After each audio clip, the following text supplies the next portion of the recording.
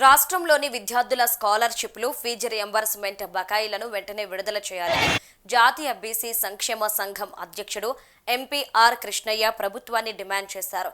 Hyderabad tank bund వద్ద ఉన్న అంబేద్కర్ విగ్రహం ముందు విద్యార్థులతో కలిసి ఆయన భారీ ఆందోళన చేపట్టారు.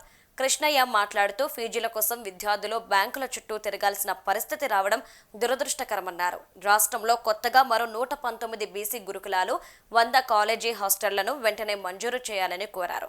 హాస్టళ్లలో సీట్లు దొరక్క ఎంతో మంది గ్రామీణ విద్యార్థులు రైల్వే స్టేషన్లు, బస్టాండ్లలో రాత్రులు గడుపుతున్నారని ఆయన ఆవేదన వ్యక్తం చేశారు. విద్యార్థుల కష్టాలను ప్రభుత్వం గుర్తించి వారి సమస్యలను యుద్ధ ప్రాతిపదికన పరిష్కరించాలని కృష్ణయ్య హెచ్చరించారు.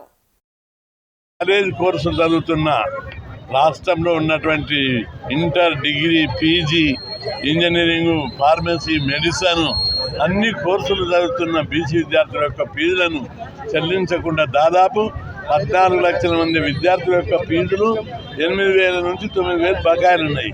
ఈ ఫీజులు వెంటనే చెల్లించాలని ఈరోజు విద్యార్థులందరూ కూడా ఇక్కడ వందలాది మంది వచ్చి ప్రదర్శన నిర్వహించడం జరుగుతుంది. తప్పని ప్రభుత్వం మేము సవాల్ చేస్తున్నాం. ముఖ్యమంత్రి గారు 2 నెలల కింద ఏమన్నాడు, దశల వారి ఇస్తా అన్నాడు. దశల వారి అని 200, 300 కంటే ఎక్కువలే. ఇంకా ఇప్పుడు కాలేజీలకు ఎగ్జామ్స్ వస్తున్నాయి. కాలేజీ యాజమాన్యాలు ఏమంటారు, ఫీజులు కడితే తప్ప పైసలు కావాలి, కవరొద్దు, ప్రజలకు సేవ చేసేది వద్దనుకుంటే ఇట్లా చేయండి. కాబట్టి ఖచ్చితంగా స్కాలర్షిప్లు, ఫీజులు ఇవ్వకపోతే ఢిల్లీలో పోయి కూడా ఉద్యమాలు చేసే పరిస్థితి ఏర్పడుతుంది. కాబట్టి ముఖ్యమంత్రి గారు ఇప్పటికైనా, ఆ మధ్య ముఖ్యమంత్రి గారు ఒక మాట అన్నాడు, బడ్జెట్ లేదు, ఎక్కడికి వెళ్ళి తెచ్చేయాలి, ఇస్తున్న కాలేజీలకు సపోర్ట్ కాదు అది. కాలేజీలో పిల్లలు కూడా చివరకు వాళ్ళు కూడా వచ్చి ఉద్యమాలు చేయవలసి వచ్చింది. కాలేజీలో కూడా కష్టాలు ఉన్నాయి.